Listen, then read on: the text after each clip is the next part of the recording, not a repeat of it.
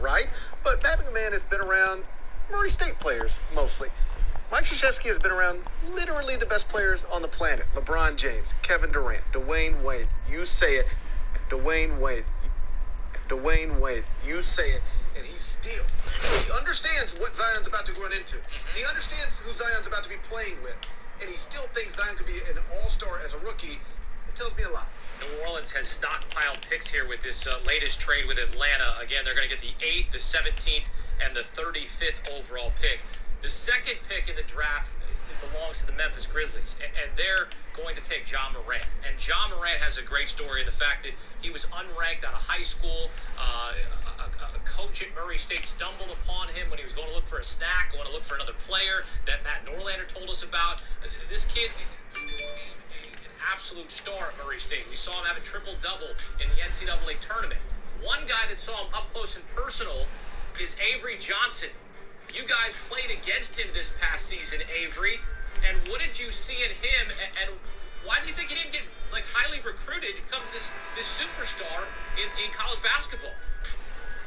It's amazing that he didn't get highly recruited in South Carolina. An amazing player. In my 4 years at Alabama, this is the best player that I coached against. This guy was amazing. A combination, in my opinion, with Chris Paul and Westbrook. This kid is explosive, but he has a great ability to see the floor. And not only see the floor, but make consistent on-time, on-target passes. He can shoot the basketball. He's very competitive on the defensive end. Has very, very high basketball IQ. This was a kid in preparation for our Murray State game. This kid gave me about 3 consecutive sleepless nights as I continued to watch video preparing for that game and game planning for him.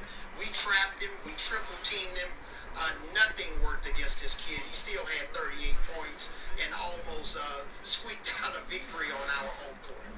Matt, Zion Williamson and Ja Morant, they played together when they were youths. I mean, and now they're going to go 1-2 in the NBA draft. An incredible story with Ja Morant unranked out of high school, and here he is about to be the number 2 pick in the NBA draft. Yeah, fascinating story with Ja Morant being unranked coming out of high school, and the fact that he and Zion played. Now they were young; they were about 14 years old, and the reason why they didn't continue to play was Zion Williamson was targeting the age that you're going to be a superstar, and Ja Morant was faithful. He was going to play on that same South Carolina grassroots team, and it was just sometimes guys, they slip through the cracks. It's not intentional. No one knew when Ja Morant was 17 years old that he was going to become this. But I will say this, I spoke with Murray State coach Matt McMahon a year ago. I remember talking to him leading into the 2018 draft when we were talking about Ja Morant, and at that time I asked him, listen, what do you think the likelihood is that you've got a real future pro on your roster here? And at the time, McMahon told me this off the record, but here we are on draft night. He said he's going to be gone after his sophomore year. He is going to almost lose a lot of things. This was before really anyone was talking about him in those terms. Credit to Matt McMahon. He knew what he had, and then by the time we got to Christmas, John Morant... How is that a bad block term? I'm not even going to... It's true that he came out of nowhere from high school to being a college star. But he was pegged not for the 2nd pick in the draft, but for a top 15 pick in the draft. At the very least, last offseason, particularly after he Dude, shoot that. At the Chris Paul camp. That's when he really jumped on NBA scouts' radars, on draft analysts' radars, because suddenly you're in this setting with the other obvious and known best guards in America. You look like the best guard in America, and then when the season started, he was just dominant, one game after another. And as Avery pointed out, and we saw in the NCAA tournament, oh wow, he won't be doing that next year because he got banned from the NBA. Ha ha ha ha. Reed, let me bring you in here now because we go from Mike Conley, the all-time leading scorer in Memphis Grizzlies history.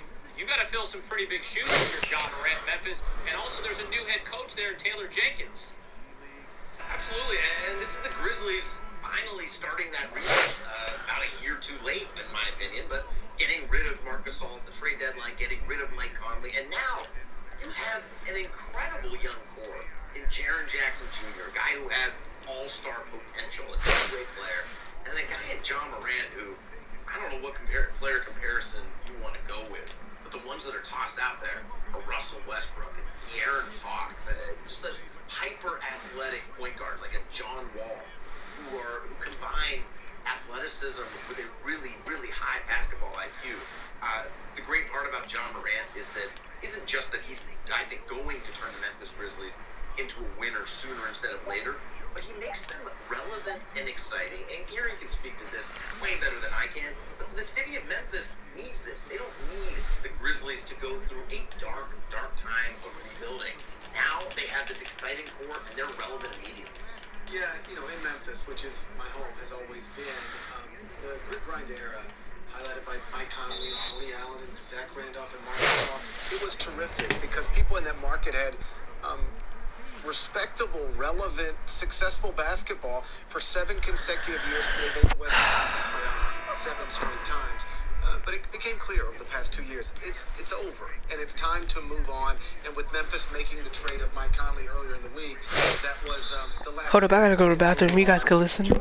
John Morant is the next step in moving in that direction. They got lucky on lottery night. They were not supposed to be picking second, but now that they are, and they've got an opportunity to draft a franchise-changing point guard, that's exactly what they're going to do. It's been what they were going to do since they secured the second pick of the draft, and now you move forward with John Morant, Jaren Jackson Jr., two of the best young prospects, in theory, in the world. We expect R.J. Barrett to go 3rd overall to the New York Knicks. A lot of people, of course, wanted the Knicks to have the 1st overall pick, have Zion, bring back basketball, revive MSG, get it going again, make the Knicks relevant again. R.J. Barrett is going to make the Knicks relevant again. Kristaps Porzingis is gone. What are the Knicks getting in R.J. Barrett? They're getting a day one starter, but who is this guy? What kind of impact is he going to make for David Fizdale and the Knicks? They're not getting a pure scorer, but they're getting an effective scorer. He is a player that I think is going to be able at stepping in.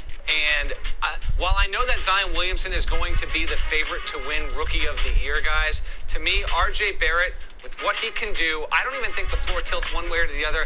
I know he's got such a strong left arm, but I think he can play on both sides. I think he is capable of stepping into New York and scoring 18 points as a rookie here. I love his outside game.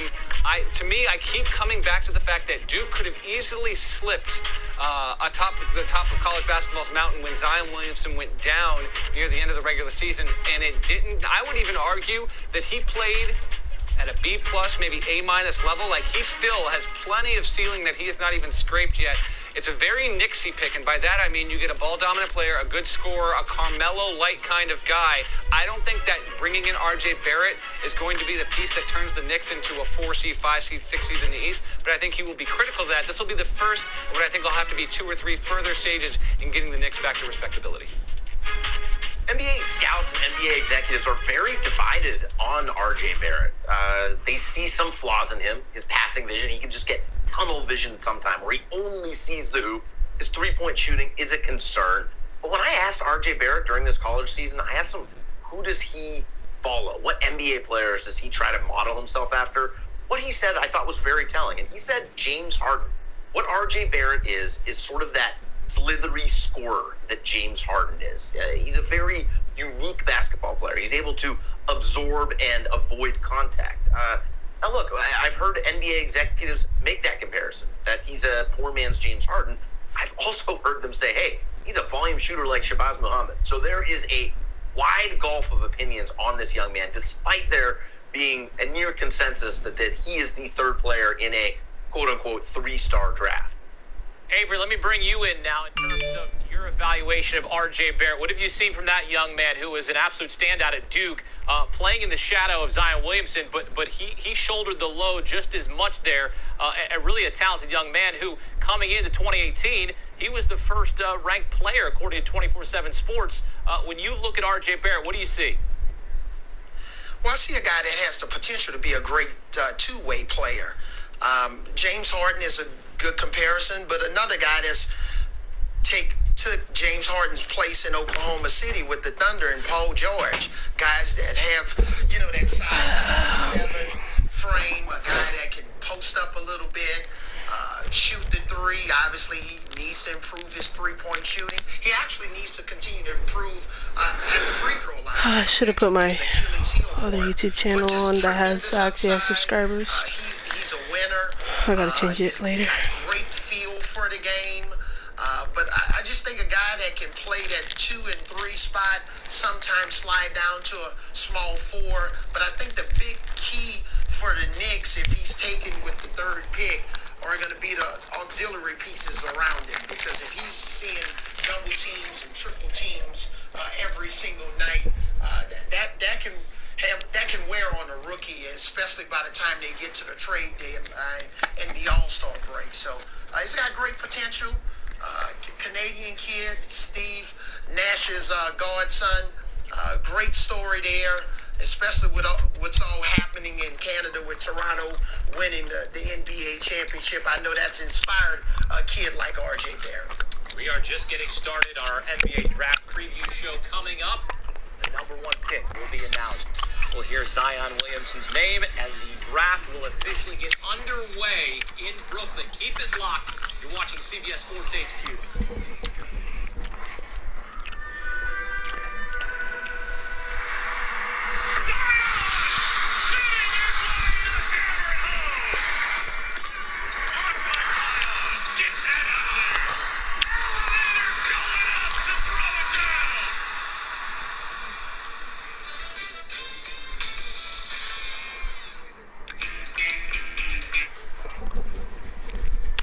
It's tough to quit smoking cold turkey.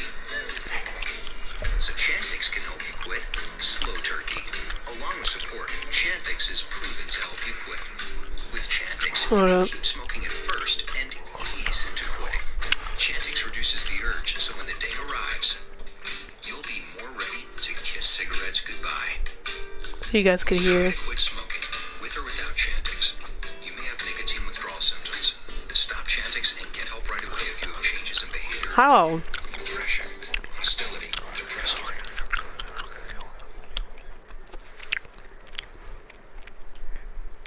Suicidal thoughts or actions, seizures, new or worse murder, blood vessel problems, sleepwalking, or life-threatening allergic and skin reactions. Decrease alcohol use. Use caution driving or operating machinery. I know I wasn't gonna make that. Mental health problems. Most common side effect is Oh my gosh, play up. quit smoking. Slow turkey. Talk to your doctor about Chantix. My body is truly powerful.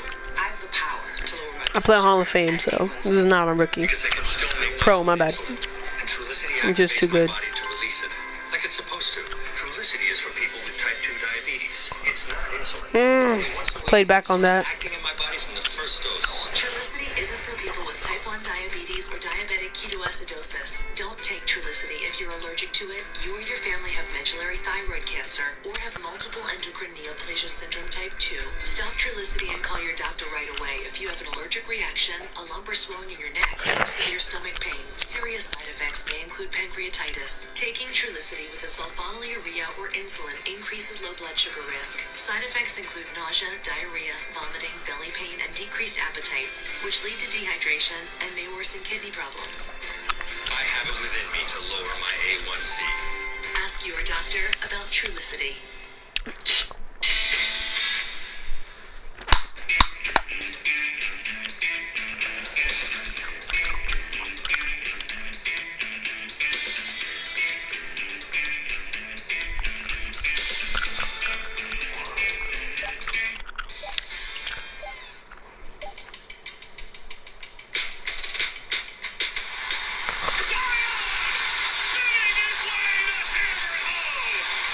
Steal by Zion. Running behind the pack to jam that thing home. Blocked by Zion. Get that out of there. That is the lob. Zion! Elevator going up to throw it down.